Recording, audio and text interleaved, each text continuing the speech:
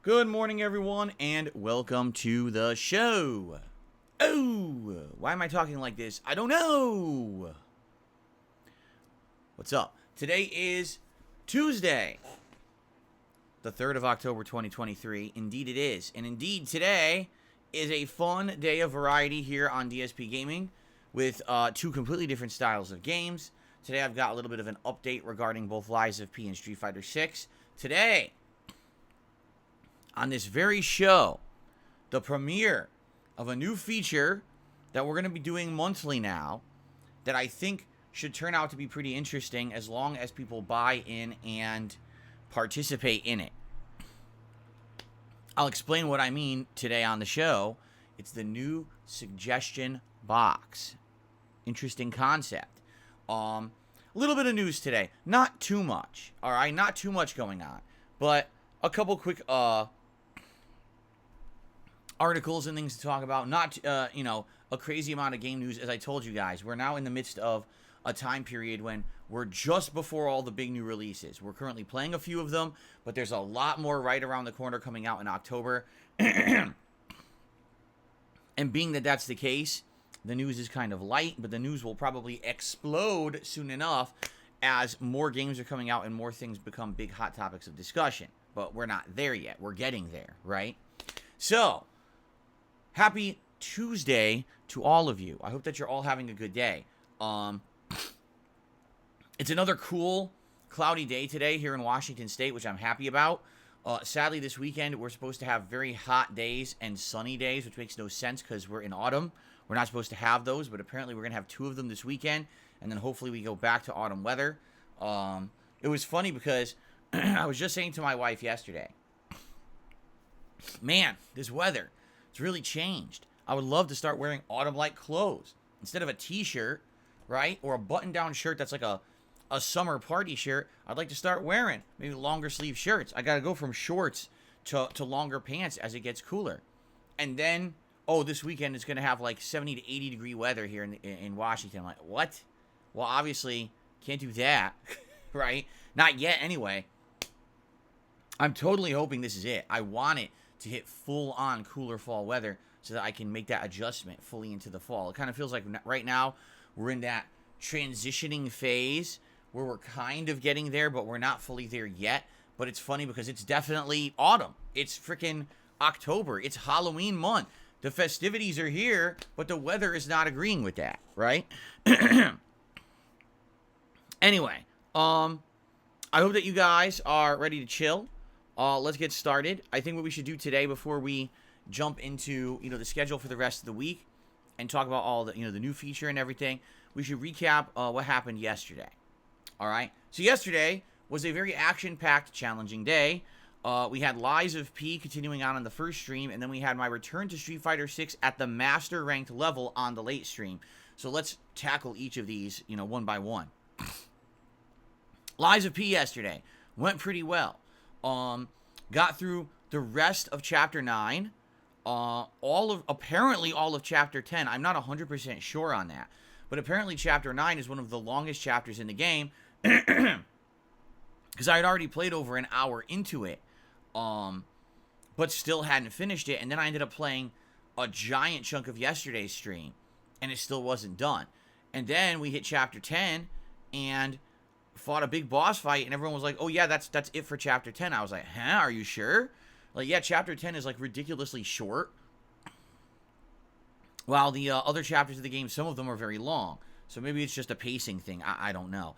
But basically yesterday was still good. And the thing about this game, again, Lies of P, this game has stayed at that level of excitement and interest the entire game. At not one point ever when I was playing this game did I feel like, oh man, they finally hit the wall, and now it's become too repetitive, and it's the same locations and the same enemies, and it's boring. Not once. As I've played through Lies of P, I've constantly unlocked new weapons and abilities for my build that have made things more and more interesting. New enemies keep showing up in every area. I mean, it was funny because we retreaded our steps from the beginning of the game yesterday. That was part of the plot. But all the enemies had changed and mutated into crazy things that we hadn't seen at the beginning that were way more challenging and difficult and interesting. I was like, wow, they really thought hard and well about how to make this game and keep it interesting, as opposed to just, you know, oh, you're the same enemies recycled. And I hate to say it, you know, a game last year that everyone praised was called Elden Ring. And that game did exactly that. It just kept recycling enemies over and over. And you can argue, oh, well, Elden Ring is a giant open world. And that was my point. Elden Ring shouldn't have been a giant open world. The open world, I felt, took away from the feeling that every piece of content was hand-designed to be interesting.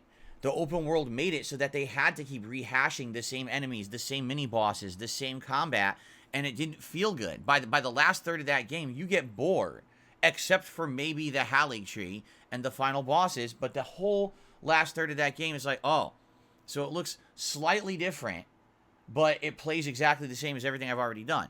In Lies of P, this feeling has not hit me, and I'm almost 30 hours into the game, and every piece of the game is still feeling fresh and new and challenging and fun.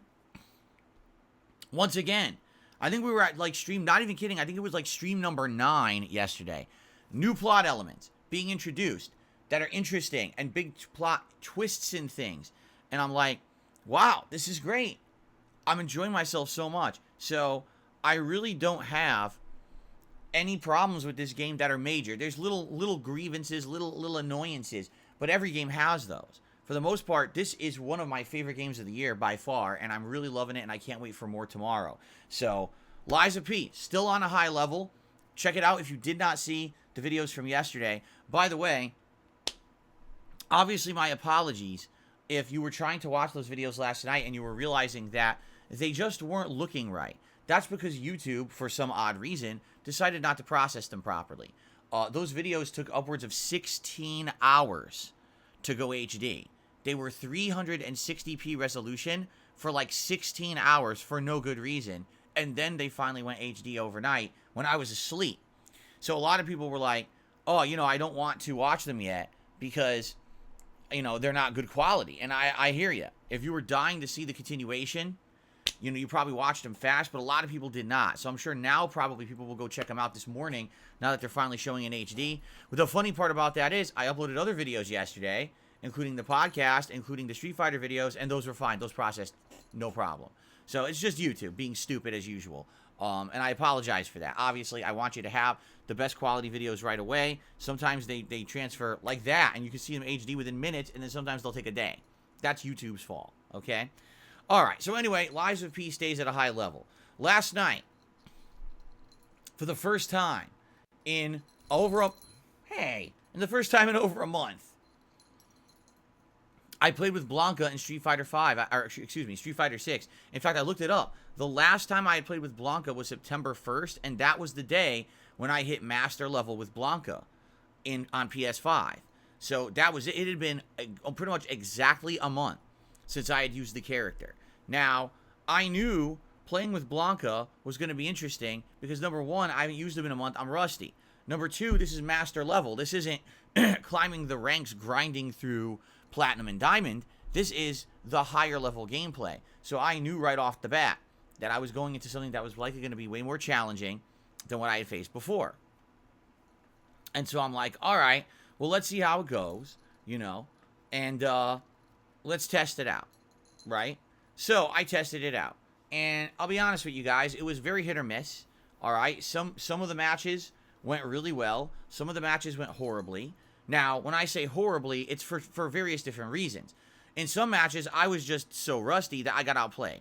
And I got mixed up or whatever. I actually fought my first Aki in Master. And the Aki was interesting because when the Aki got something going, they could continuously just attack you and keep you mixed up and guessing, and you lose easily.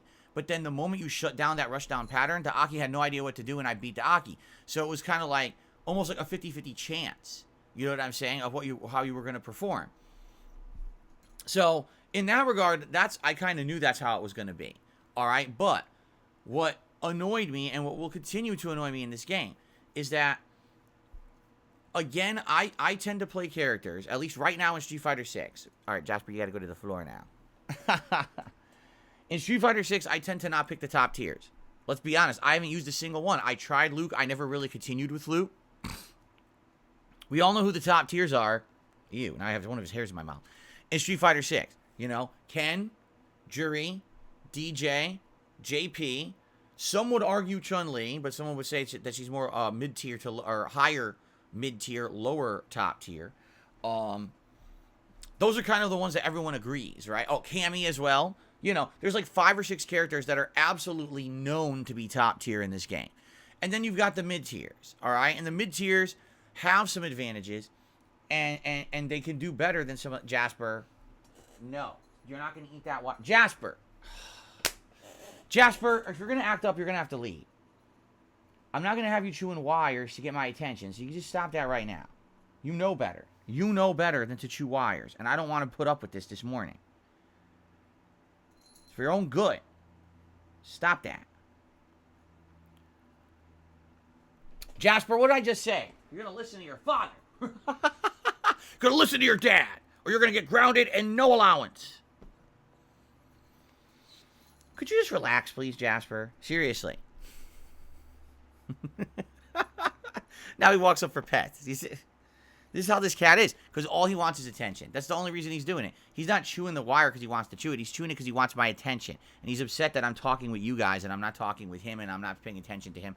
Not every moment can be for you, Jasper Kitty. I'm sorry. Not every moment, all right? I'm sorry. It's just not possible.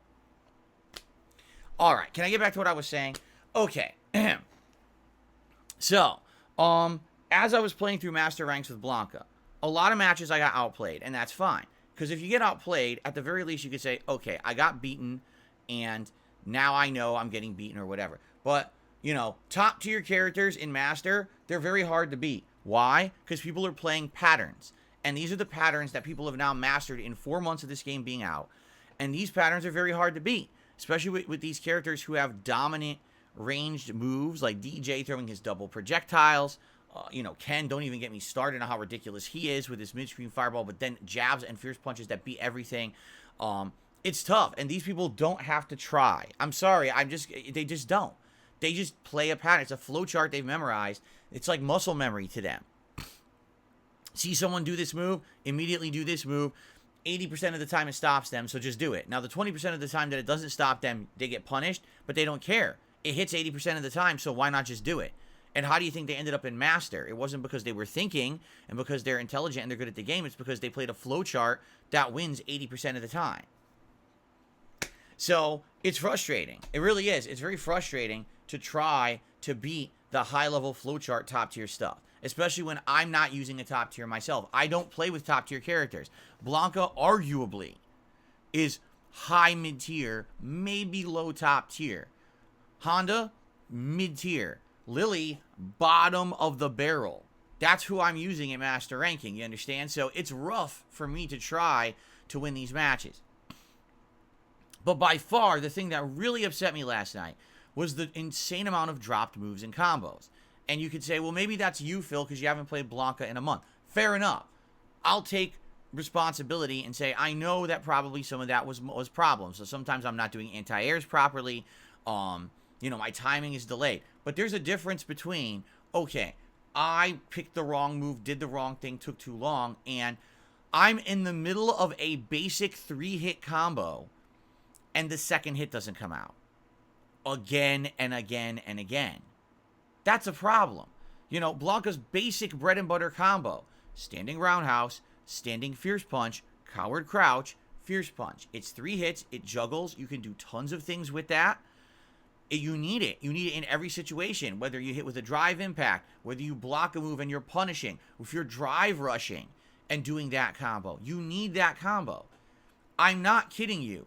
There were multiple matches, maybe 5 or more matches last night where I would have won a set if that basic 3-hit combo came out and it either dropped the input or it came out somehow with improper timing that it didn't combo. It's one of the easiest combos in the game. I'm sorry, I've played the game for over 4 months. I've played Blanca more than any other character. I know how to do the 3-hit combo. I'm not going to accept responsibility for the fact that this game won't give me basic combos online. I will not do that. Again, yes, I definitely messed up in these matchups with things like, okay, I didn't think fast enough, so I didn't react fast enough to a jump in. All right? But a 3-hit combo not coming out for a fucking person who's been playing Street Fighter since the 1990s, that's bullshit. So I'm calling it. It's bullshit. It's either one of many factors. It could be my joystick. I would prefer not to think so. I've played with this joystick offline and don't have issues. It's only online when all of a sudden the issues magically arise, okay? It could be the format I'm playing on. I'm playing on PS5. I'm playing with this joystick. Maybe that adds some factors. I don't know. It could be the netcode. It could be that this rollback netcode favors people who just do a pattern rather than someone who's doing a combo that's different on the fly. We analyzed netcode a couple days ago on my React show and how essentially netcode assumes you're always doing the same thing. So if you're someone who's not doing the same thing, you have a higher chance of your input being dropped than someone who just does the same thing over and over. That's bad, but that's rollback netcode, right? There was another really interesting factor, all right, that was definitely prominent last night. If you go back and you watch the 2.5 hours that I played this Master ranked gameplay, and this was the first time I had ever played in Master, all right? I'm not exaggerating here. I think almost 95% of the matches I played said they were cross-platform. Now, if you guys aren't aware, what that means is it means that I'm not playing people who are also playing on PS5 like I am. I'm either playing people who are playing on Xbox or PC. But sales numbers have proven that this game did not sell well on Xbox. It's been selling tons on PC and tons on PlayStation. Xbox sales, I believe people said, was 10 to 15% of the total sales of the game, right? So I want you to think about that. It's claiming that I'm playing everyone cross-platform. We know almost no one bought it on Xbox. What does that mean? The vast majority of people who are playing this game on Master level are all on PC. Why? Why? Why is everyone playing this game at a pro level playing it specifically on PC? There's got to be a reason. Now, I'm not some big analyst. I'm not in the FGC. I'm not someone who's following the trends. You know what I mean? All I know is that people have been finding ways to get advantages on PC, and I'm not saying they're unfair advantages, but I'm saying that specifically, in the last decade, people have found that when you play the PC versions of these games, you can find ways to get better performance, whether that means that the game runs better on PC, whether that means that there's reduced input lag, whether it means that there's somehow reduced latency, or whatever it may be. They are finding ways to get a better response on PC. Because here's the thing, and here's what you got to understand. Despite the fact that people like to cite statistics from 4 months ago, by the way, because initially when this game came out in June, there was testing across the board and essentially said it's all the same except PS4. If you're playing the PS4 version of the game, there's way more input lag, but all versions are equal. That was 4 months ago. And in 4 months, a lot changes, especially when you get your hands on the final version of a game.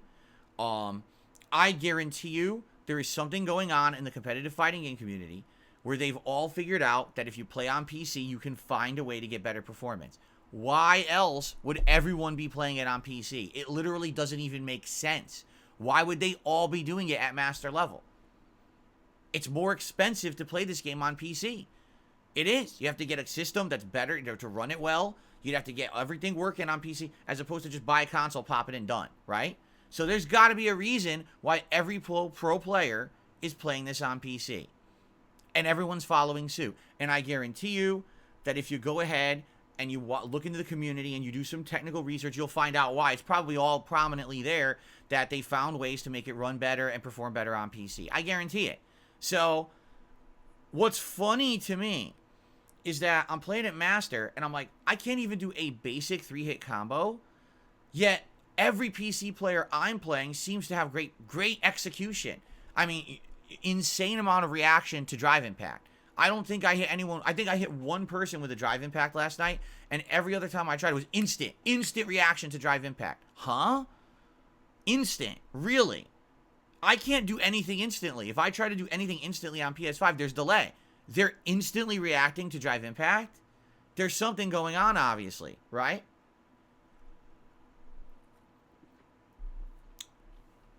So here's the thing. Is this like so game-changingly crippling that you cannot play the game? Of course not. No. But it's definitely an unfair advantage, in my opinion. If you're playing a competitive fighting game and you want to get good at it, and you're now at the level where the only way to get better is to play a certain group of people, i.e. Master Rank. And the vast majority of people in Master Rank apparently are having an unfair advantage because of the platform they're playing on. That's just not fair. I'm sorry, it's bullshit. And offline, this would never be an issue because offline, everyone plays the same platform. So whether you're playing on Xbox, PS5, or PC, and you're all playing on the same hardware, there's no unfair advantage. But apparently there is a distinct unfair advantage playing this game online. And I'm sorry, you should not be punished because you don't have a high-end gaming PC. You should have the same performance as everybody else. It's just not right. And the way I see it is this is the future. Because everyone wanted cross-platform, right? Everyone said we want the biggest player base possible, and cross-platform is the way to do that. But essentially, the moment that you went cross-platform, you opened the floodgates to this level. Now, I'm not calling it cheating. I will refuse to do that because I don't think it's cheating. If you're a competitive player, you want to have every advantage you can get. That's fair. I'm not accusing these people of hacking or using unfair advantage. I'm just saying it really is ridiculous that one platform seems to have such advantage. So every time I go to play this game online, I'm going to have to face this. Not only am I facing people who play way more than me and probably have crazy muscle memory, better execution, thousands more matches under their belt than I have with these characters, but also now everything I do is delayed and my inputs drop more. Oh, that's just great, isn't it? Like, I mean, wow. It wasn't hard enough for someone like me who's not in the FGC, not a pro, not aspiring to be that, to try to hang at this level. Now you're telling me everyone else has an advantage because they all got the game on PC too. It's like,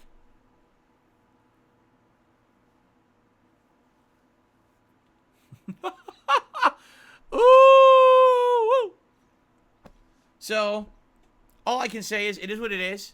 You know, I'm not going to sit here and freak out. Good thing is, I'm not a competitive fighting game player. I'm not aspiring to go to tournaments and do better. Then I would be upset. I'd legitimately be upset. And I'd be like, man, now I got to go buy a $2,000 PC to play this fucking game because everyone else has one too, and that's the only way to hang. Like, that's bullshit. So luckily, it's not that serious for me. But I just want everyone to understand, as I continue to play the game, I will get better. Likely, my execution just in general will get better anyway. But you got to understand, this again is just going to be a crazy uphill climb, where everything is against me, because this is just how it is today. It's not how it used to be, where everyone had the same level of advantage or a level of chance. This is what competitive gaming has become. How do you get the upper hand, right? So let's do it. Let's just get every unfair upper hand advantage you possibly can get just to play online. I want you to think about that. The online play of the game, that means nothing. It means absolutely nothing. It's just practice. But these people care about it so much, they go out and they buy $2,000, $3,000 PCs to play this fucking game online. It's insanity when you think about it, but that's just how it is these days. Oh well, I guess, right? Anyway, I last night was not necessarily angry, because I wasn't, thankfully. I did not get angry, and I'm happy that I did not get angry, okay?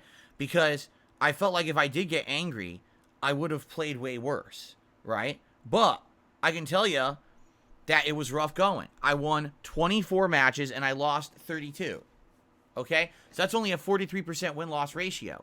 If you go back and you watch the matches, you would realize I would have won at least 10 more matches if the execution came out, if the combos didn't drop.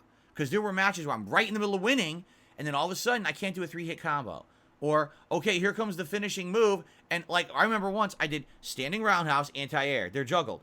I did Blanca Ball, super. Now, the game is delayed enough, you have to do the motion for Blanca Ball and then the motion for super back-to-back. If you don't, you won't get the super cancel. So I do launcher, Blanca Ball, super. The game gives me launcher, standing medium punch, and then super after it. Which doesn't even make sense, because I want you to think about this.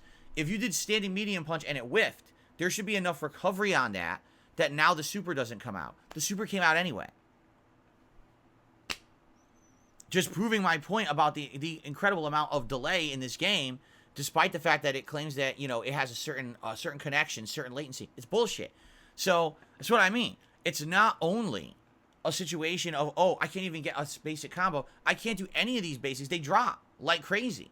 So there were multiple matches. I would argue 10 out of all the matches I played. And if you do the math, if the 10 matches went in my favor because the moves came out, I would have won 34 matches and lost 22. So it is what it is. All I can do is keep plugging away and try to get better and try to succeed in a situation where literally all circumstances will be against me if I continue to play on PS5. And there's nothing I can do about it besides finding $2,000 to $3,000 to drop on a gaming PC, which obviously I don't want to do. I think that would be pretty stupid to spend that much money on a PC just to play Street Fighter, especially, again, because I'm not aspiring to be a pro player. I think it's ridiculously unfair that there's this level of advantage, that they're not dropping moves, they can react. Like I said, instant. I'm not even talking, slight reaction. Instant reaction to drive impact. While when I do mine, the best I can do is maybe at the last chance it comes out. With them, it's instant. Like, get the fuck out of here. Right? That's insanity.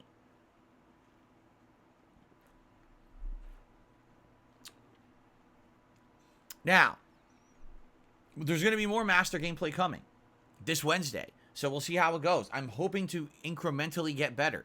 I don't want to have a 20 wins, 40 losses night every time I play this game. Hopefully I won't, but I guess we'll have to find out. I don't know what else to say.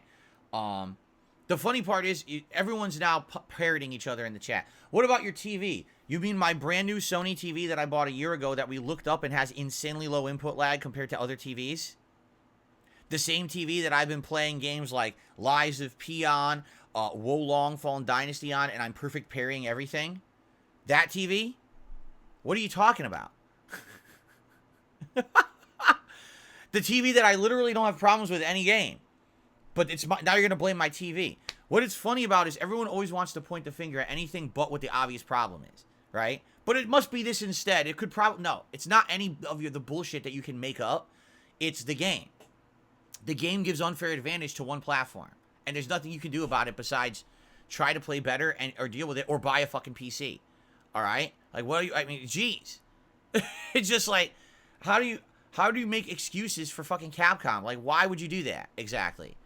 They're not going to kiss your ass. They're not going to send you a collector's edition package of Street Fighter 6 because you said, it's your TV is the reason why this is happening. Okay? They don't like you. You can stop trying to be the Capcom Defense Force. And this doesn't buy you brownie points or anything like that. You understand? Anyway, so that's my experience. And the thing is, I did have fun. Like, playing it with Blanca again for the first time in a month was fun. And I feel like if I play more with Blanca, I would have a better time. Like, if I keep playing with Blanca and plugging away, I'll probably get a bit better. I'll get some more strategies and things. And likely, I'll end up being better and getting a better record. But I got to get there. And that's the thing. It's going to take grinding. Just like it did to grind to Master, this now is going to be a grind to get into that mentality of how to play in Master, right? A lot of the things that I was doing uh, in the lower ranks likely will not work in Master. You know, some people, it's funny because some people would not tech a throw once and others teched every throw. It's like, damn, that's crazy. So some people are just at a different level in Master, right? So you got to adjust. And I will. I'll get better, all right? But yeah, it's disheartening right now. The initial response, or the initial feeling I had, was a little bit of disappointment and feeling disheartened because I had worked hard to get to Master twice with Blanca, and now that I'm there, oh well, you're at a disadvantage to everyone, just deal with it. Oh, well, no, that shouldn't be like that. It should be that everyone's on equal footing. This is the equivalent of back in the day, me going to an arcade, and here's Street Fighter on a cabinet, and the person on the left-hand side, their controls work perfectly, and on the right-hand side, for some reason, the buttons don't work half the time. But you're still paying the same money to play the game, and you're still expected to play at a competitive level, and if you lose, you still got to get off the cabinet. Well, how is that fair? And I dealt with that all the time back in the day. It's the same feeling, you know? It pisses you off, and you're annoyed. At the same time, though, I controlled my anger, and I am happy about that. That now, you know, unlike when I was playing with Aki last week, where there was a lot going on personally in my life, and it really was driving me nuts. I'm more cool and calm and collected this week. So even though I was upset, I wasn't punching the joystick. I wasn't super angry or anything. You know, for me, it was more, I was upset that things were dropping. It wasn't being upset at the people I'm playing, which, yeah, some of them were pattern players. But it was more being upset that I can't even get my moves out. You know what I mean? That's a different feeling. So, anyway, more coming, and we'll hopefully see if it goes better. All right? Anyway, so that was yesterday. Let's talk about the schedule coming up. Today, more Resident Evil 4 Separate Ways DLC. Now moving into, I'm assuming, the middle of it. People were saying it was 6 hours long, but I played for 3 hours and I didn't even beat Chapter 3 yet. And I don't know how many chapters this DLC has, but I get the feeling this is going to be a 3 stream for me. I don't think I'm going to beat it in 2. There's no way I think I'm beating it today. So, we'll see, but I really like it, and I hope that you guys are enjoying the playthrough so far. I think it's well done. But it is exactly what you expect. It's not reinventing the wheel. It's nothing new. It's the same gameplay elements from Resident Evil 4 Remake. Just, different things to do. Like, you're in a different area, but it's the same area, but it looks different. Different enemies in that area and stuff like that, right? So, anyway, yeah, I'm enjoying it. I hope you guys will join me for that today. And see how it goes. Tonight on the late stream, more chill Starfield gameplay, and for the first time in ages, probably the first time in like 2-3 weeks, we're actually doing story. We're going to go back to Constellation. We're going to advance story. I want to get a new follower because I'm tired of having Barrett as my follower. So we're going to try to recruit Sam Coe and get his storyline going and go from there. That should be chill fun tonight. I hope you guys will join me for that on the late stream, 6:45 p.m. Pacific time. That's really our opportunity to kind of sit back and relax and have a good interactive stream without stress. It's a kind of a stress-free deal whenever I play Starfield. So I hope you'll join me for that tonight. Tomorrow, we go back to stress. Because tomorrow, we're essentially heading into the end game of Lies of P. Lies of P has 11 chapters. Well, tomorrow we're finishing Chapter 10 and heading into Chapter 11. Now, from what I've understood, okay, Chapter 11 is the longest chapter in the game. Some people say, oh, it's 3 hours long. I bet it's going to be longer than that for me if that's the case. Plus, apparently it has the toughest bosses in the game, and a lot of people have issues with these endgame bosses. So, I don't think I'm beating Lies of P tomorrow. I think we'll need at least another 1 or 2 streams to wrap up Lies of P.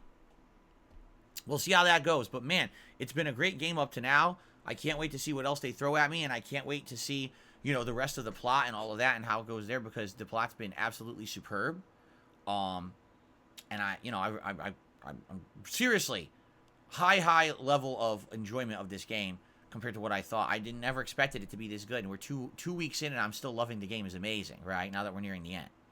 Tomorrow night will be more Street Fighter 6 Master Ranked with Blanca. I'm going to play with him again, and we're going to see what I can figure out and pull off, all right? Guarantee you, what I would like statistically, if someone could actually analyze this, I would enjoy this.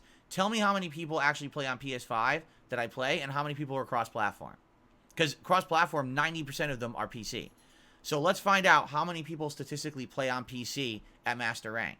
Because it's going to be interesting to analyze how many people have an advantage over others. It's pretty ridiculous.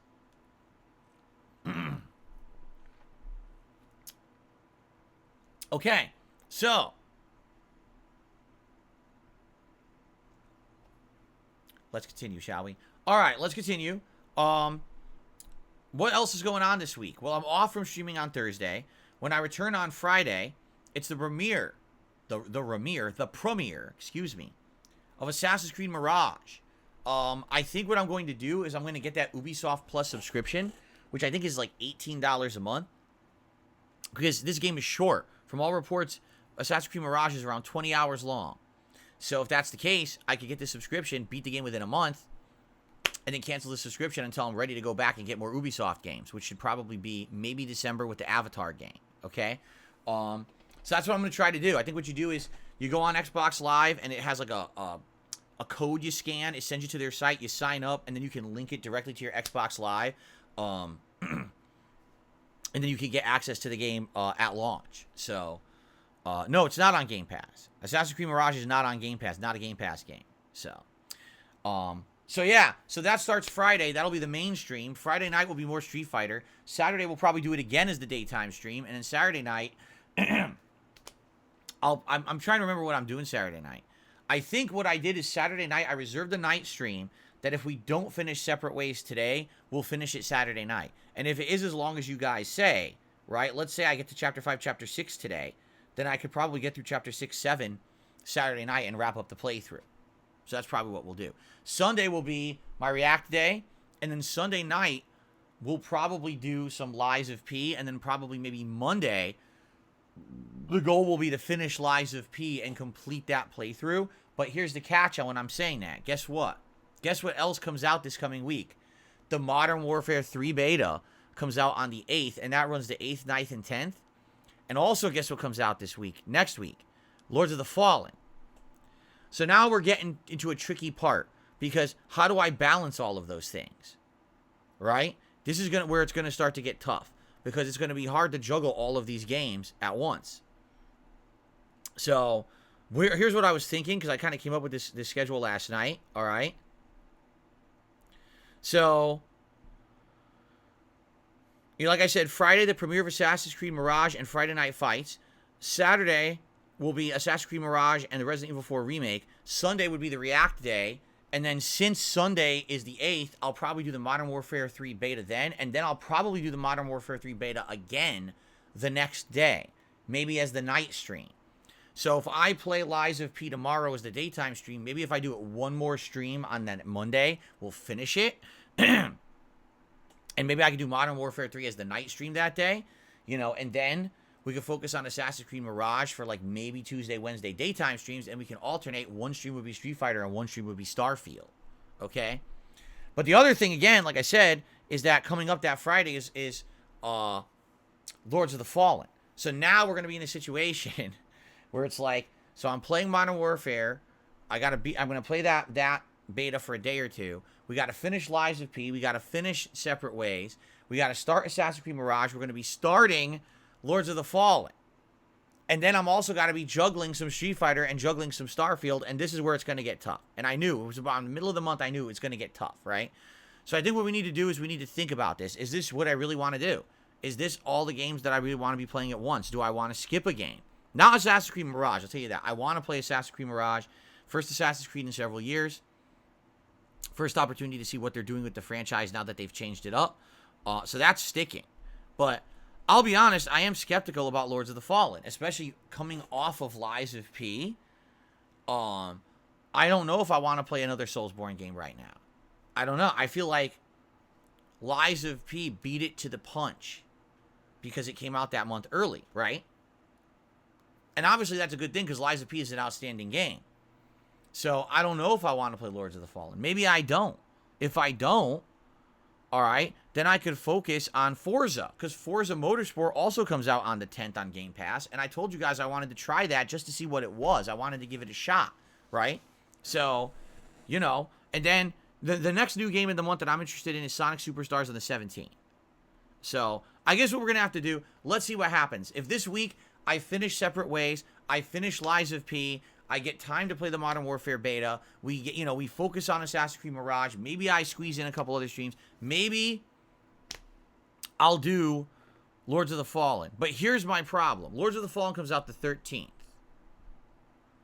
Sonic Superstars on the 17th. Spider-Man 2 on the 20th. Super Mario Bros. Wonder on the 20th. Alan Wake 2 on the 27th. how am I going to finish Lords of the Fallen? Right?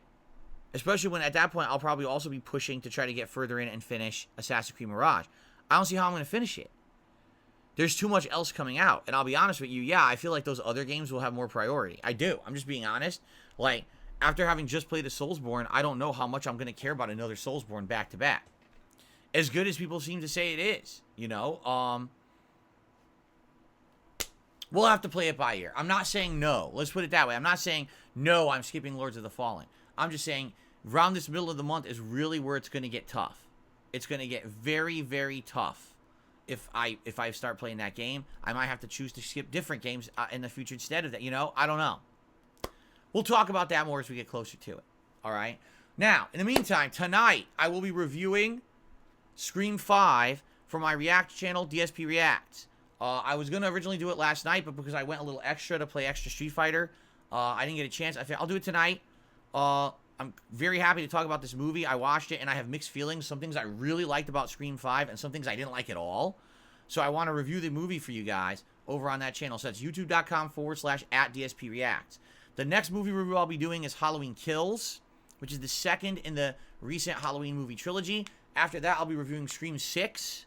And then after that, I'll be reviewing Halloween Ends. If I have time near the end of the month, I may review some more movies. I was actually looking on the various different digital distribution things that are out there, and there's quite a few movies that are available to me either on Max or on Amazon Video, so I may watch one or two more and review them, only if I have time, though. It really depends on time constraints this month.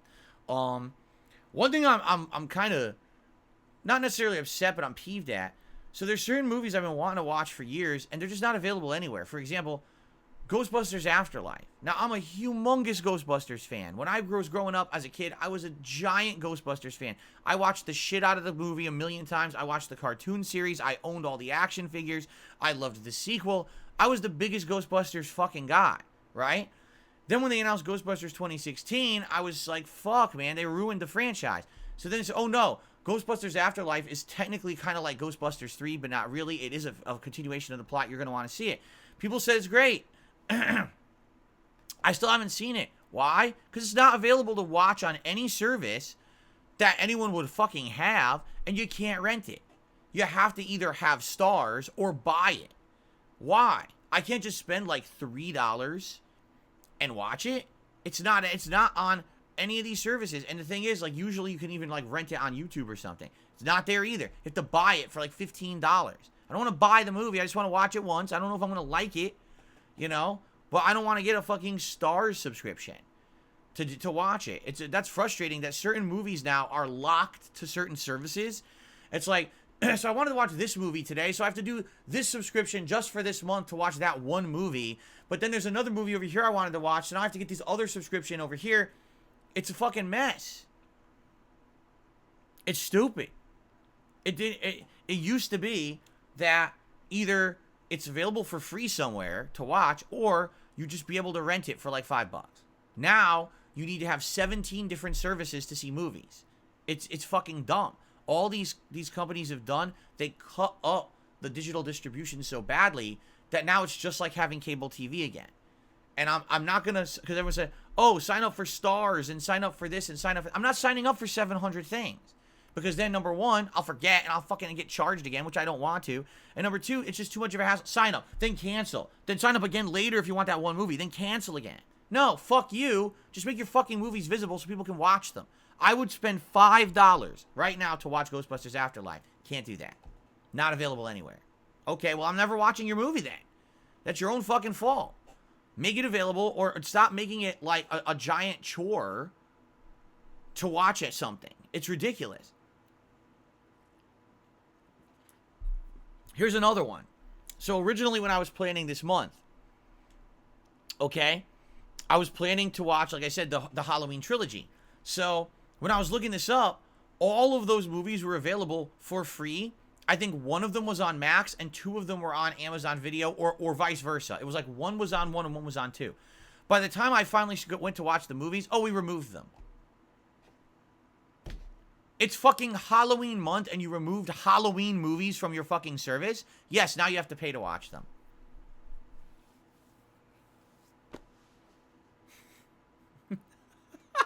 They were just free. They were just part. No, sorry. It's Halloween. Now you got to pay, bro.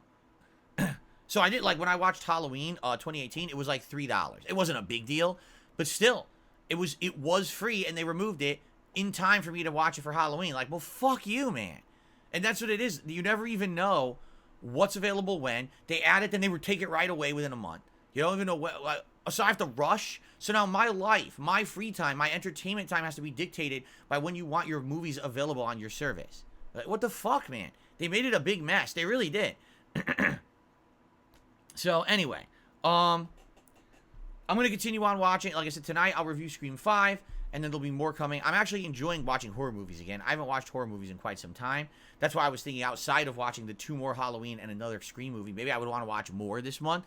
But it's an issue of time. How much time will I have to watch? And also, if I'm going to review, how much time would I have to review them? Because I basically need to squeeze it in during all the other stuff that I'm already doing. And remember, a night that I stay a little later to do a game, that means I can't do something after the stream. So, anyway. So that's tonight. I hope you'll check out the review over on DSP Reacts. And if you haven't already, the Halloween 2018 review's been live for about a week over there. Give that a look, because the Halloween Kills and Ends reviews will be coming later on this month. Okay? Okay. All right. Ladies and gents. Very quick plug segment. Then what I'd like to do is brief game news and introduce the new segment of the suggestion box to the show. And then we'll probably do Q&A in the line. Okay? All right. Plugs segment. As you guys know, I'm an independent content creator. That means I don't have any major sponsorships, partnerships, or anything like that. In the 15 years I've been a YouTuber, I have strived to stay that way. To stay honest, transparent, and truthful with my audience. And that's been a lot of challenging hurdles I've had to jump over to keep it that way. A lot of YouTubers, as you noticed, probably in the last 5+ years, have completely converted their models to be, need to have a product placement in every video, need to run 1 million ads during my live stream, need to plug a bunch of things, use this referral code, buy this from me, do this, do this. I don't do any of that, okay? And it's rough, because I don't have any of those sources of income, all right? But the reason that I'm able to stay truly independent and I can say whatever I feel and whatever I really mean is because of you. Because you guys have independently supported and funded me for 15 years. I can still be here in 2023 being true to myself and giving you honest opinions. I don't have to kiss a game's butt to make money for a paid product placement or for a promotional stream of a game, because that doesn't exist. I don't benefit by kissing a game's butt. Vice versa, I don't get clickbait views because I slam a game either. I can just be me. And I hope that you guys know how much I really enjoy doing that. And I hope that you appreciate it, because, man, like I said, it hasn't been easy at all. But I do appreciate all of you who support my content every single day. All right? If you do like this content, you like the fact that I keep it independent and that I make curated content for a specific audience, not for mainstream digestion on YouTube where I follow all the trends and I have clickbait titles and clickbait thumbnails and drama content and all kinds of crap. But instead, if you like someone like me who's different, please support the stream in one of the following ways. Number 1, engagement, which is key. Liking the streams, liking the videos, leaving comments on them. The ones that you like, please like. You don't have to like everything, but if you're enjoying a piece of content that you're watching, please give it a like. And remember, commenting on a stream, leaving a comment on a video, even as simple as, hey, just leaving this comment because, you know, I like your stuff, want to help you out with the algorithm. That helps. That seriously helps and would actually make this channel grow. So please do that. You'd be surprised how many people take it for granted. You know, I get hundreds to thousands of views on a gameplay video, and I'll get 5 likes. So because of that, the engagement is low. You know, if you get more than that, if I could get 100 likes on every video I upload on this site, my channel would actually be propelled into the search rankings. But, you know, people have to remember to do it, and they usually don't. So please consider it, okay? If you want to go above and beyond just engagement, there's many ways you can do that. You can do a super chat. You can do a super sticker. You can do a super thanks on an on-demand video that's eligible for it. Thanks, because a couple people actually did that overnight, and I personally liked, posted, and thanked those people in those comments. I really appreciate those who do that behind the scenes. Memberships and gifted memberships to the channel. Very important. All right, memberships are ongoing income. A lot of them become recurring memberships when people enjoy it so much that they just renew it themselves, if it was a gifted membership. Right now, we're trying to hit 600, my goal originally was 675 members this week, and then in the last 2 days, we lost over 50 members. They expired. They were gifted memberships that people did not renew. So just today, we can get 625 members by the end of today. That would be great. But obviously, I'm trying to hit goals here, and my goal originally was 675. Considering that we got today and tomorrow, we're probably not going to hit that goal, right? It's probably unrealistic. So, if you like features, membership's your way to go. Tons of emotes that I have on this channel. The ability to talk as much as you want in the live stream chat without limitation. You can ignore the slow mode. A cool chat crown badge to show how long you've supported this channel. Highlighted messages when you leave comments and things like that on videos. And of course, priority for special events. Coming up is my Halloween event. You guys now are able to nominate games for said event.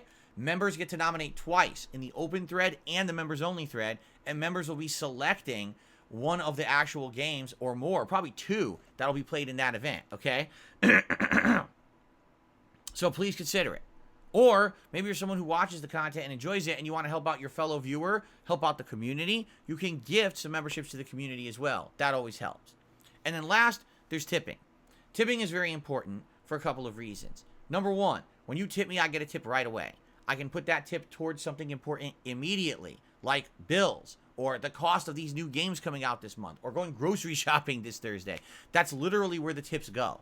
Okay? Number two, when you tip me, that's a direct contribution to my PayPal, and there's really no middleman besides PayPal. Yes, PayPal takes a cut, but it's way less of a cut than other contribution methods. So, thanks in advance to anyone who goes out of their way to tip. I have a daily tips goal. I try to hit a tier 1 tips goal every stream. So far this week, we did it. Every single stream this week, we've hit the tier 1 tips goal of 50 bucks. Let's keep that momentum going. There's 2 more days in this streaming week. Let's see if we can keep that going. It would be great if we can hit that. And of course, sooner rather than later, we do have rewards in place for those who tip, you know, gunner glasses or a silly hat you choose or a vest, depending on the level that we hit.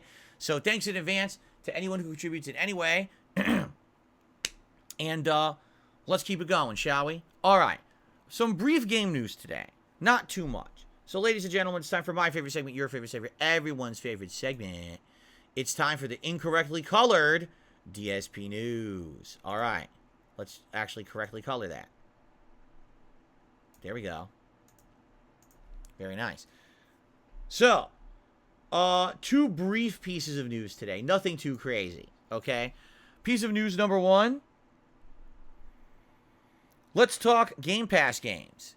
New Game Pass games about to be released over the month of October. If you're a Game Pass Ultimate subscriber, here's what you're going to get. Today, Gotham Knights. Remember Gotham Knights from last year? Yeah, it actually comes out today on Game Pass. So if you watched people play it last year and you were like, man, I don't want to pay money for that because it looks to me like, you know, this is a game that just didn't run well. I'll agree with you. The gameplay elements are sound. The story was good. I liked switching between 4 different characters, but the graphics weren't that good because the frame rate sucked. That was the one shortcoming of the game. The frame rate was just not good. Everything else was pretty good. All right? Well, it's on Game Pass today. Maybe give it a look. Lamp Lighters League. I know absolutely nothing about that game, but it comes out on Game Pass today. Tomorrow, Warhammer 40k Dark Tide. Now, is that the first-person shooter game that plays like Left 4 Dead, but it's with like orcs and stuff? Is that what that game is? Wasn't it supposed to come out ages ago and it got delayed? And I guess maybe it did come out in the meantime, but now they're releasing it for Game Pass? Is that true? I'm not sure. But anyway, that comes out tomorrow as well on Game Pass.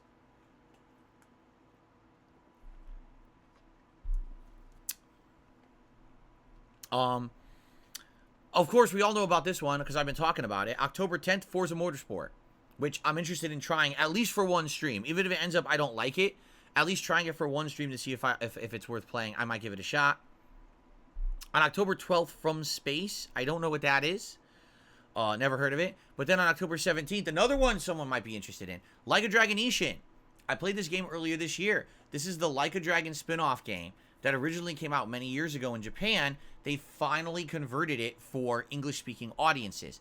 And it essentially plays like an old school Yakuza game, like maybe Yakuza 4, but it's in feudal Japan. Well, not really. It's after feudal Japan. It's during that transitionary period where the samurais were on the way out and guns and stuff were on the way in. So it's kind of like a culture clash plot line. It was good. Now, if you like the style of the older Yakuza games, you will absolutely love this game. If you like the more modern Yakuza games, like the turn-based or the more action-based, you're probably not going to like it. It's not that action-y. But I really enjoyed it. It was a nice chill playthrough that we did much earlier this year that worked for my streams. So it's on Game Pass now. Well, I say take that back. It'll be on Game Pass on the 17th of October. So give that a look, okay? So that's the Game Pass games coming up. I'll let you guys know if any more notable ones are coming up soon. The other piece of information that came out this morning that's actually quite interesting to see the public's reaction. People are now playing Spider-Man 2. The review copies have gone out. And it is official. One of the early reviewers have said they completed Spider-Man 2, 100% of the game, at 30 hours. 30 hours of playtime. 100%ed it. Did all the missions, all the side content, everything. Okay? And the funny part about that is, I'm not kidding, there's some people who are very happy about this, and there's some people who are very upset. It's very interesting to see this dichotomy of opinions when it comes to game length in the modern era. Some people now, it seems anyway, have been almost like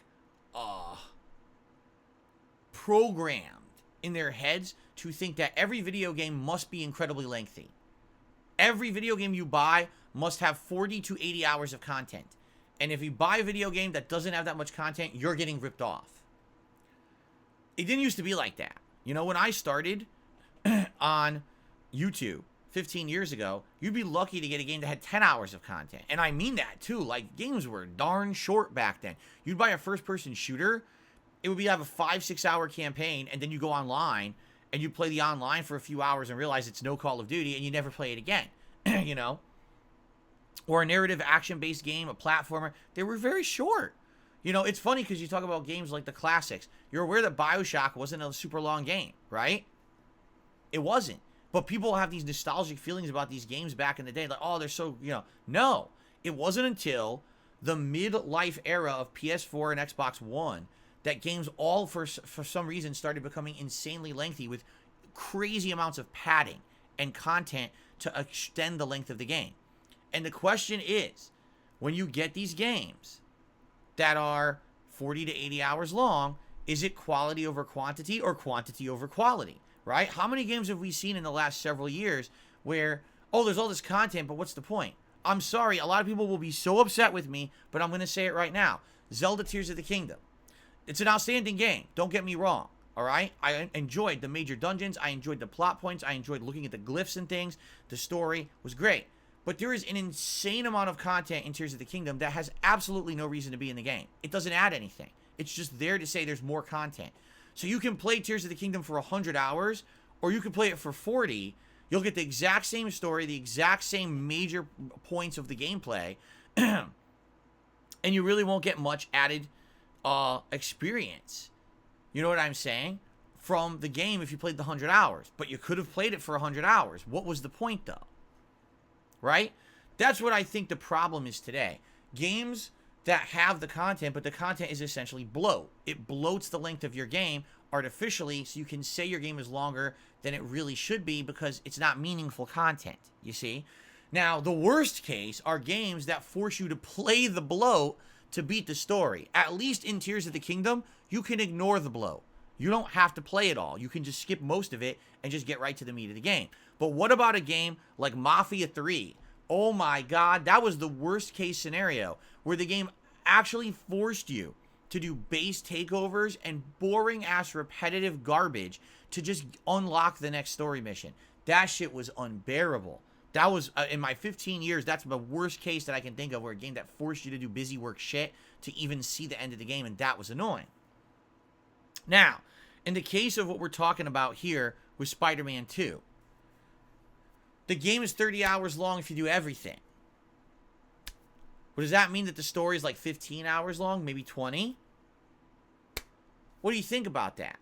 You know, I look at it and I'm like, well, can I be honest? I think that's good. I think that 30 hours for an open world New York City game that's going to have some, content, optional missions and takeover, probably some side missions and things, but also an interesting story, good graphics and everything, good combat. I think that's a good length. I think that's a really good length. All right? Maybe when you start hitting the 40 to 60 hour mark, that's when you start to feel the bloat and you start to feel a little bit of the repetitiveness of it being too long. You know what I mean? As gamers, right? What we need to start doing is judging quality. No, enough of the quantity. You know what I mean?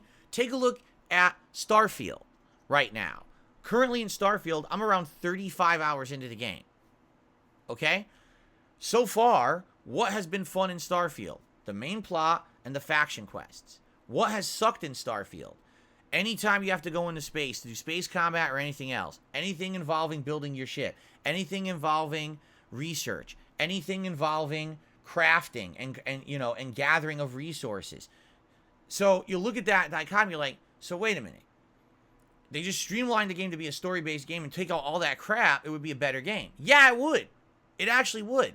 Because you could actually get to the meat of what's important and fun about the game. Maybe Starfield should be a 40-hour game, not a 100-hour game. And maybe people would like it better if it was a 40-hour game. And you didn't have all that fancy shit they tried to shove in that's not good, right? There's so much content that's bloat that you don't need to have in that game that doesn't add anything. My wife beat Starfield, and she's like, I never once even figured out what outposts were. She's like, I don't even know what they do. There was no point. It never added anything. I did all the faction. She did all the faction quests. She did all the story. She did all the companion quests. She's like, I did all the stuff that was fun. I've never touched an outpost. I don't even know what it's there for. Oh, really? And she also told me research. She never made use of any research in the game. Does nothing. You don't need it. It's completely superfluous. Oh, that's interesting.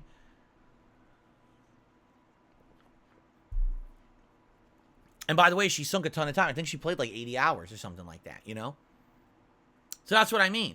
Maybe the problem today is that game developers are so dead set on quantity that they're just not making quality anymore, And if maybe, just maybe, game developers would focus just on the quality, then the games would be a little shorter, but they'd be better, and guess what would happen?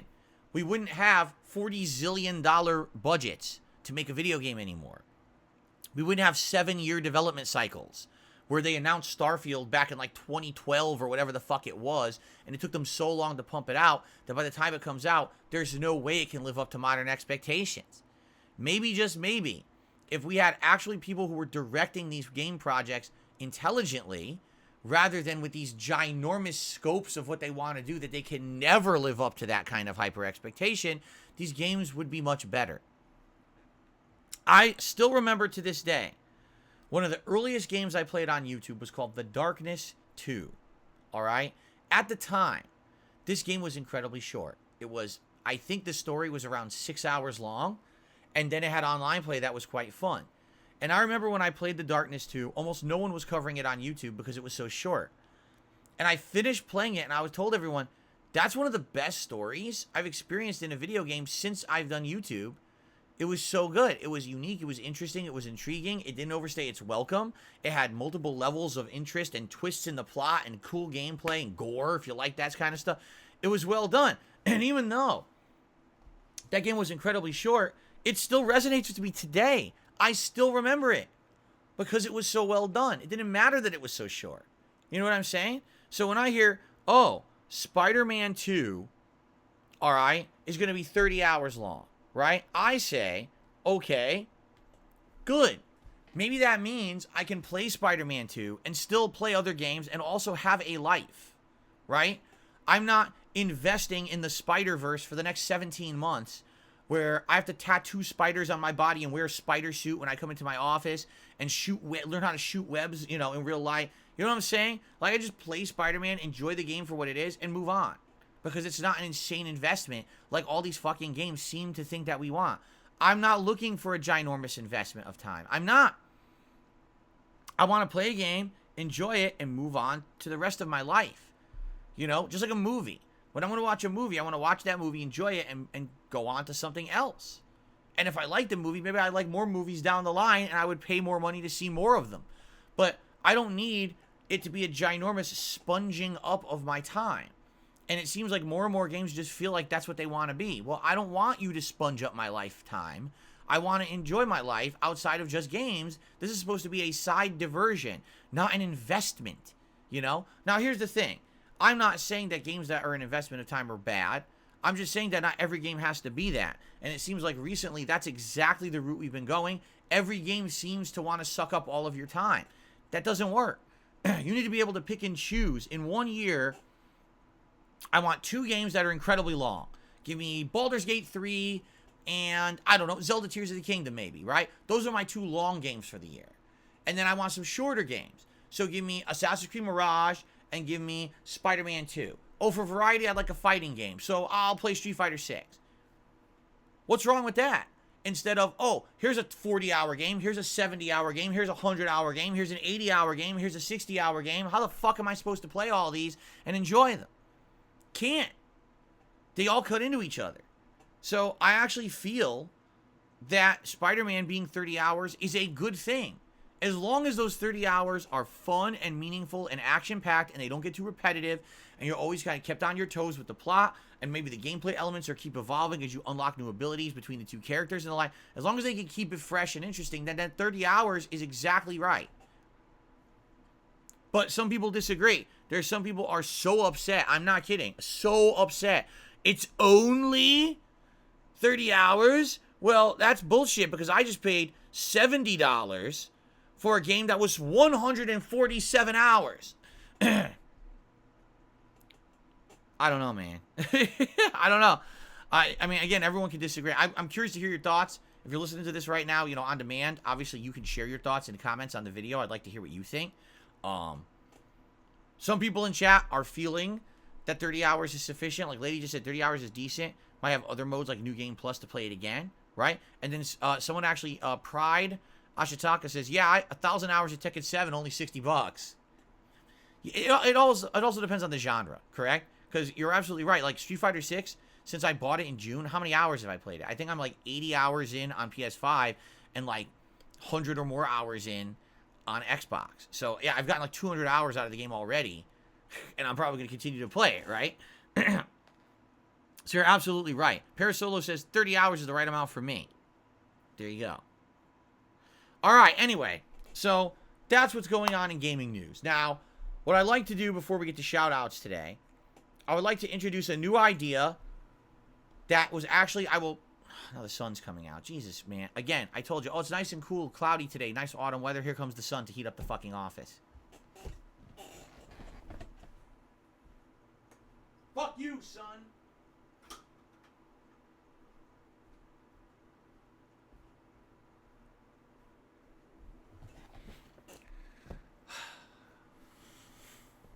Okay.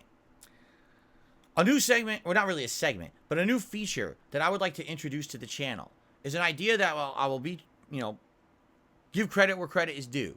This idea was thought up by a viewer and channel member, Overpowered Boom. All right. So here's the idea. I have created a thread on the channel page, community tab of this channel. This thread is called the suggestion box. This thread will go up once a month. And during the course of a month, you will be able to go to this thread and post up suggestions for the channel.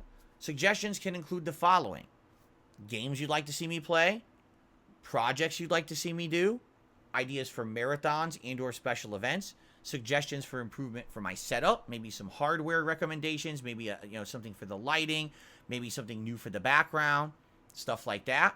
But notably, anything that you can come up with during the month that you think would be a positive improvement to the channel. Now, obviously, the whole point of a suggestion box is meaningful, constructive suggestions. If I start seeing idiots posting up trolling shit, you're just going to get banned like anyone else. If you leave a trolling comment, you leave a trolling, something in the chat, you're going to get banned anyway. I'm just going to wipe you right the fuck out because I'm not going to put up with that nonsense. The whole point is that I'm trying to get a central point where I can get constructive feedback on how to improve my content. Okay?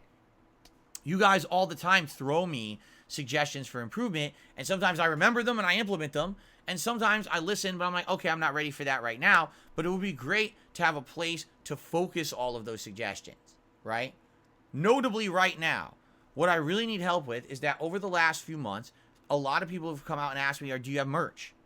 And the answer I have is no, I don't have any merchandise. And I get, well, why don't you have merch? I don't get it. You're a 15-year YouTuber. Well, I had merch. I had merchandise on Teespring. Then it got changed its name to Spring. They reached out to me in 2017. I became a full-time streamer. And when I did, they actually contacted me and said, hey, since you're a full-time streamer, you might want some merch to sell to your viewers. Here's what we offer. A website where you can create your own product. You know, if you have your own art and logos, you upload them to the site. You can make shirts, you can make hats, you can make mugs, you can make stickers, you can do all of that. You even set your profit margins. They showed me all of this on how to do it. They're an actual agent of the company worked with me, taught me how to use the site, and actually designed my initial product line for me. You see that shirt that says, I'm pressing buttons and it shows random directions and like punch kicks, supposed to be like a fighting game shirt? They designed that shirt. I didn't. They designed that shirt for me. I had no input in it. I told them, I play fighting games, and they made that shirt for me. Okay? So they were all on board for merch. They loved it. And I was on that website 2017, 2018, 2019, 2020. Never a problem. Never, once did I get a complaint? Nothing. Then in 2021, one day someone says to me, Phil, are you aware that your shop is down? No, I didn't get any notification about that. Let me go check it out. And I go to check it out, and the page has been removed. Huh? So I reach out to them to ask what's going on, and they basically just say your page was removed, and that's it. And I was like, well, can I restore it? No, you'll never be able to restore it. Well, can you tell me what happened, what I did? And then they just ghosted me. They never answered. So come to find out, in 2021, there was a concerted effort from my hate watchers / haters, idiots on the internet who love to bring me down because it gives them personal feelings of some kind of triumph for bullying someone on the internet. And I guess because it gives them clickbait content to make, so they make money on it, right? So what they did is they banded together. There was about 2 to 3 dozen people who did this. And what they did is they went back in my history. They found, out of context clips and videos. I'm not kidding you, from 13 or more years ago. Stuff that back then probably was considered maybe more risque humor, today would be considered cancelable. All right? They basically made a montage of this crap. And what they did is they started sending it around. Why? Because culture's changed. If you haven't noticed in the last few years, everything, especially these businesses that do live streaming and video services, a lot of them have gone, I hate to say it, very much extreme to the left. All right? Now, I'm not extreme to the left. I'm not extreme to the right. You know me, politically, I don't fucking step out of my lane. I'm a gamer. I don't care about that shit. I don't want to talk politics. But when everything goes extreme to the left, it means, oh, God forbid that you ever said anything that be considered risque or offensive, you're canceled, right? So they went to Twitch's partner program. They went to Teespring. They went to other services as well that I was working with on business level. And they bombarded them all with the same package of essentially out of context hate against me, saying, oh, this is who this guy is. Did you know that he used to go by this moniker that's racist, which it never was, but they said it was and they made it up? Did you know that he said these things? And again, out of context clips from 15 years ago, 13 years ago, right? And all these businesses are so dumb that instead of actually analyzing the situation and saying, okay, this is wrong, this is out of context, they're just trying to slander the guy, they just felt, oh, let's just cut ties with him then. So I got kicked out of the Twitch partner program, Teespring closed down my shop, and other businesses also stopped doing business with me. Even though literally the things that they felt were so offensive happened over a decade ago, and they were okay with them. Again, Teespring reached out to me in 2017 and designed my first merchandise. They knew who I was. The content had been out there for ages and ages. So it didn't make any sense whatsoever that they were doing this. You know what I'm saying? Like, why would you all of a sudden have a change of attitude? So that's what happened. And I lost my ability to make merch with Teespring. Now, here's the thing. I easily could go to another business right now and set up one of their free shops and start selling merch. But what's to stop people from doing this again? Nothing. Especially if these businesses, again, cancel culture friendly, right? What I need to do is I need to find a business that's not cancel culture friendly. A business that's going to realize that this is all bullshit and I should be able to make merch if I want. I mean, fuck. LTG has done way worse things than I've ever done on the internet, and he sells jerseys and shit. So how does he do it, right? That's what I need to know. That's the kind of suggestions I'm looking for right now. I am looking for, a business that will not basically bend the knee to a hate mob of people who are yelling at them with out of context shit that I've done, 15 years ago. But I haven't gotten any suggestions yet. I got one suggestion. I looked into it, and that business would only do business if you have 500,000 subscribers or more. Then they would consider it. Outside of that, they're kind of very elitist. Well, I don't have 500,000 subscribers. I'll never will. So I guess I can't deal with that company, right? So, yeah, unless anyone has other suggestions, I can't do anything. I'm stuck. I need to know. But that's one of the many suggestions, all right, that I would absolutely love to get from you guys. Are you aware of a merchandise company who would actually deal with me and with reality rather than the fantasy world of cancel culture, which is bullshit, right? I'd love to hear that. Or anything else. Are there other suggestions for improvement? So the thread is live now. If you're live on stream, you can type !suggestion, and the link will pop up in the chat. Automatically, every 15 minutes, my bot will post that in the chat as an ongoing thread. Or, again, if you're not here watching live, you can just go to the main channel page of the channel, to the community tab, and you'll see the post is there, okay? So here's how this is going to work, all right? Basically, it'll be running a month, this thread. And then what we will do is either at the end of the month or early next month, and we'll do this every month, we'll have a podcast or two where we will actually together go through those suggestions. That way we can see what people actually suggested over the course of the month and maybe address them and say, oh, that's a good idea. Let's see if we can implement that. Here's why that idea won't work. You know what I mean? It'll give us ample time to go through that stuff. So, I think that would be a great idea, no? I hope that you guys would consider posting up your positive, constructive suggestions. I'm going to emphasize that again. If trolls go in there and try to post, not only will your post not show up, you'll just be banned from the channel anyway, just like any other comment on my channel, so may as well not even waste your time, okay? Cool. All right, so let's get that going. The suggestion box is open. I'm very curious to hear what suggestions you guys will come up with and move forward positively with them, okay? Okay. Now, I'm getting a suggestion already. Atomic Spork says maybe review it once a week. I could possibly do that.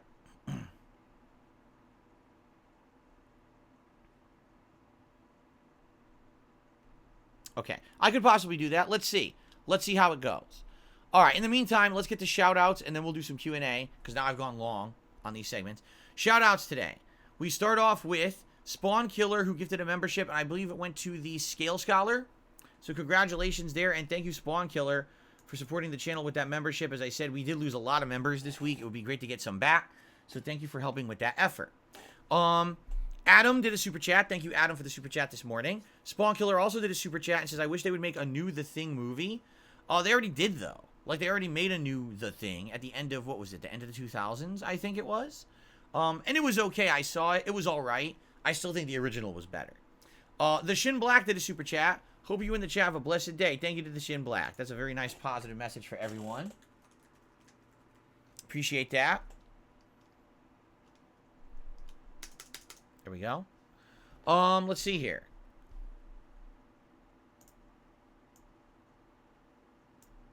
All right, on the tip side of stuff, Anso Kamaru has tipped $2. Says the reason why games are crazy long now these days is because of the common gamer. Most of the revenue comes from they don't judge games based off quality. They base it on 3 factors: brand recognition, length, and being open world or not. This is why there's been an ungodly amount of open world games that overbloated content. Most actual gamers know 20 to 30 hours is the sweet spot, but the vast majority of money does not come from them. And I'm excluding Western RPGs, Japanese RPGs, and visual novels from this because they've been historically long. That's okay in my opinion. I don't know.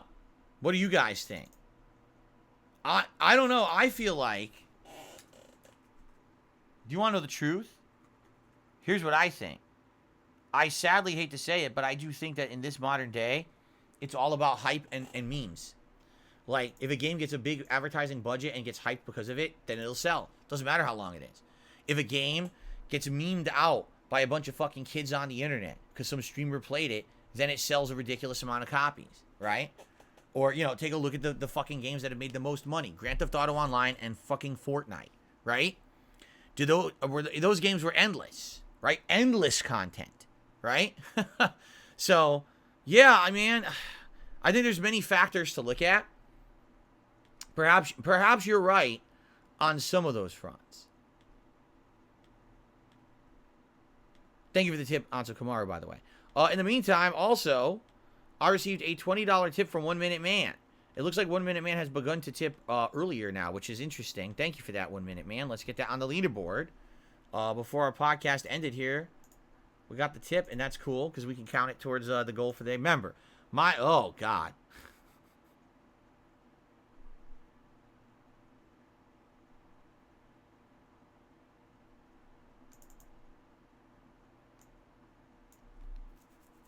I had to think twice about that animation. I have to see it all month. Yeah. Anyway, thank you for the tip, 1 Minute Man. That gets us up to $22 in tips. Remember, the goal is to hit the tier 1 tips goal every stream, so that's a good chunk towards it before we even started the game, and I really appreciate that. All right, we have very limited time for a little bit if you guys want to do a little bit of Q&A and ask me a question before we get set up here. So, what's going on, Juan? Good to see you. Excuse me? Kagome said, my favorite GTA games are Vice City and San Andreas. Well, good for you. A lot of people think that those are the best ones. Disciple Food Reviews just became a channel member. Thank you to Disciple Food Reviews for becoming a member. Appreciate that. Is that a soda you're drinking? Yeah, you're drinking a soda in your thumbnail. Armor King says, could you give us options for glasses? Right now, I have the newer Gunner glasses, and I have the originals that I wore for like a year or two. The thing is, these were completely wearing out. I actually think these look better. But they have that stupid rubberized shit, and it's like yucky, it's sticky. And I've tried cleaning them, and they just won't. Like, for whatever, it's, you know, they're so old, they're over a decade old, that they fucking disintegrated. So maybe I could wear these sparingly, I guess. But I would, you know, the other ones are made of plastic, so they're a little bit better in that regard. But I do like these. I think these actually look a little better than the newer ones, quite frankly. If you guys wanted to choose between the two, I wouldn't care. Like, I'd be willing to wear either pair. It's not that big of a deal. Drain U says, if you use talcum powder, it sort of fixes that stickiness. I don't know if that would work. Atomic Sports says, try rubbing alcohol. I don't know. We could try, but it's just gross. Like, I touch it, like, it's sticky. And like I said, I've cleaned cleaning solution, everything. It's just fucking still sticky because it's so old, you know. But anyway, that's what I've got. Now, if anyone else has suggestions, again, that may be something to put into the suggestion box. Hey, I suggest this pair of glasses. Here's a link. Check it out. But it would have to be something that's not expensive. Like, I've looked into other Gunner glasses. They're always expensive. They're always like $80. I'm like, dude, I'm not fucking spending $80 on a new pair of Gunner glasses. It's ridiculously expensive. Maybe if there was a cheaper one. You guys, that's a great thing to suggest for the suggestion box, for sure. Okay? Let's see here.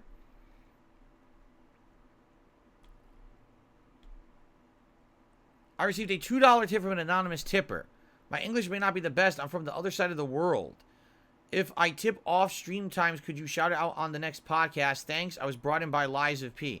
Yeah, I've already explained this, that if you're a newcomer, maybe you didn't hear it then, so let me explain it again. Yes, if you tip between streams, let's say you're not watching a live stream, but you're watching a video on demand, if you look at the description of any on-demand video on my channel, there should be a link to my current, PayPal. And if you tip me there and you leave a message, I always shout that out on the next stream. The only exception is if maybe... Oh, Jesus! The only exception is if there's a situation where you don't want me to read it. Maybe you're sending me a private message that's only between us, or, you know, maybe you want to say, hey, this is a contribution, but I don't want public recognition for whatever reason. Some people have done that. FYI. Then that's cool. All right. But for the most part, I always count it towards the next stream. Absolutely, that is possible. Okay. Okay. I got another tip. A $2 tip from Fandango. Hope you're having a good day. I want to chime in regarding game length. Considering Spider-Man costs 80 plus euros in my region, I wish the game had an option for more additional content. I get it. As a creator, you value your time, but for a regular gamer like me, I want to get the most out of 80 euros, which means more hours. 30 is way too little. I already have 80 hours in Starfield without touching the story. Again, I feel like different people look for different things in different games. Absolutely, there's always going to be someone who's looking for that quantity to sink their hooks into a universe and to feel immersed in that universe because of the sheer amount of content that universe offers. You're right. It's this. I don't think there is a universal, this game formula fits everyone. I don't think so.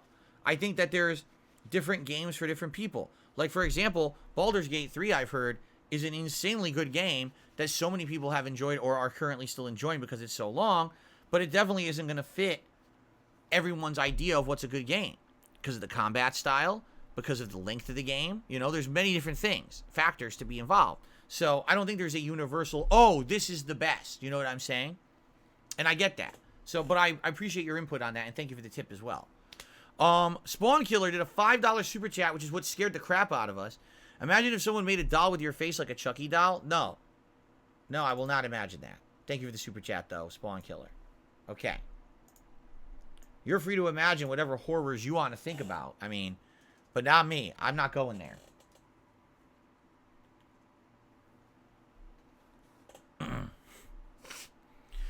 Mr. Game Master says Sonic fans are eating good. We had Frontiers last year. Now they're superstars. Yeah. Basically, it's whatever you like. If you want 3D, last year was great because Frontiers was a pretty good start of them making a good franchise, I feel, of 3D. And now you've got Superstars coming out this year, which is going to be really good 2D, again, from the makers of Sonic Mania, so it should be really good. I'm very excited. I've never played an Incredibles video game. No, I have not, Willow.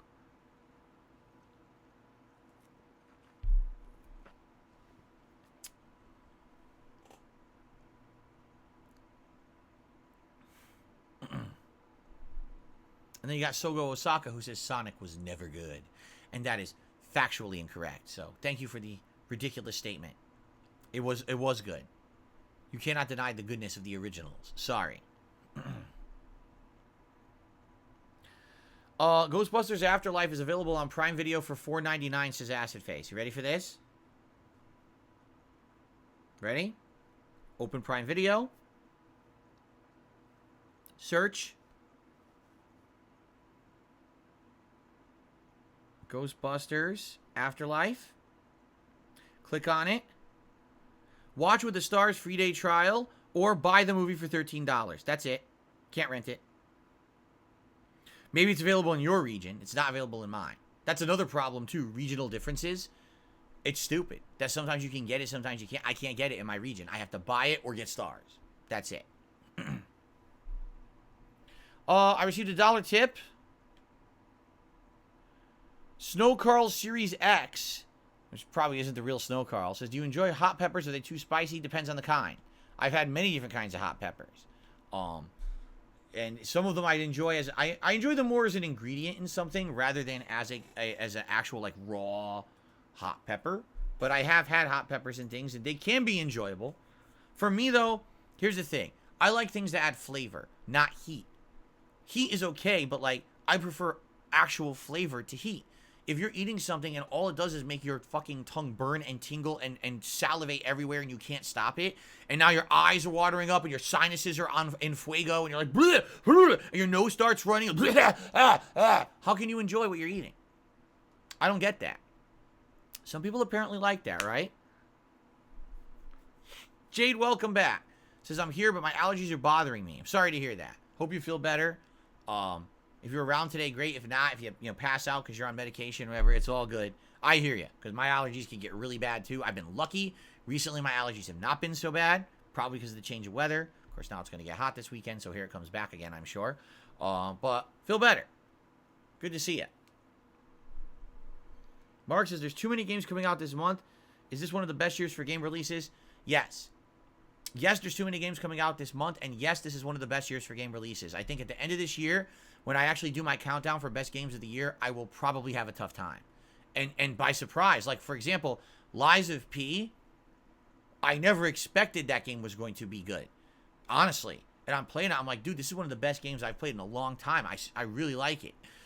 So we're going to see. It's going to be a tough one, I think. I think these games coming out are going to be great.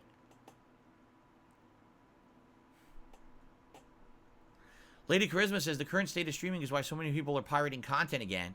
It's sometimes less of a headache. Someone can get Ghostbusters Afterlife on Amazon Video where they live. I can't.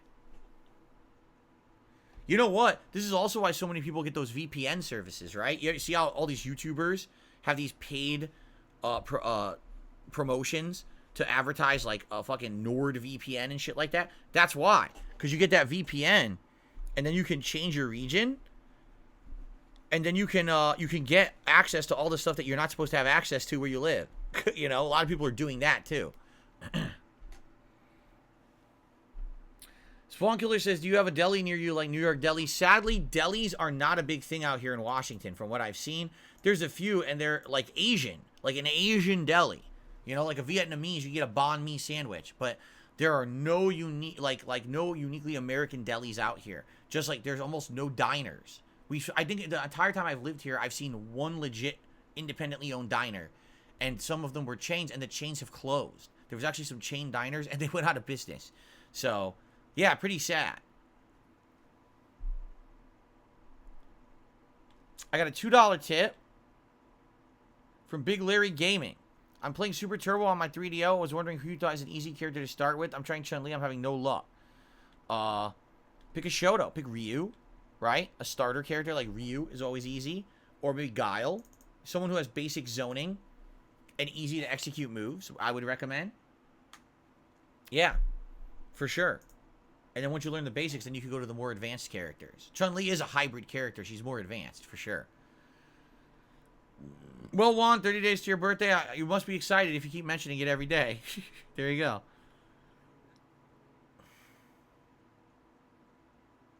Guile is not easy execution. Dude, he has 2 special moves. One is back forward punch. One is down up kick. They're the easiest execution in the game. You can't go wrong. You can't even confuse them. They're completely different motions with different buttons. He's very easy.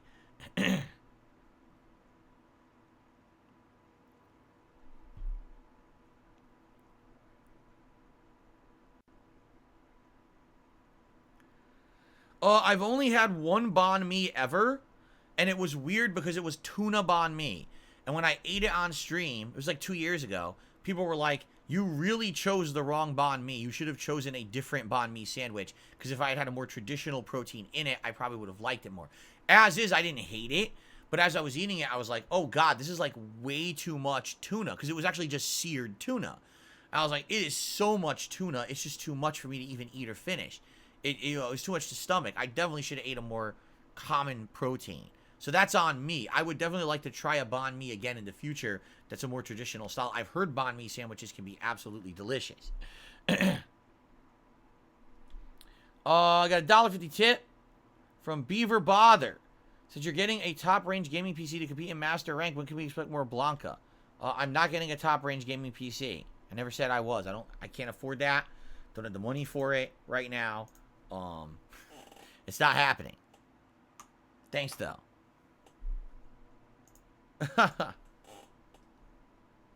A cold cut style banh mi, says Kev. That's Kev who asked me about the banh mi. A cold cut style? All right. I'll have to look into that. I know they do pork too, like some pork on there.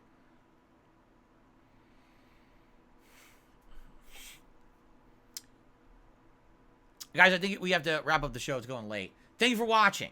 Great podcast today. Please start to suggest things in that suggestion box. The more suggestions we get, the better this channel will be. So please let me know your thoughts. That's going to be a good one, a good idea, I feel. Thanks to Overpowered Boom for coming up with that idea.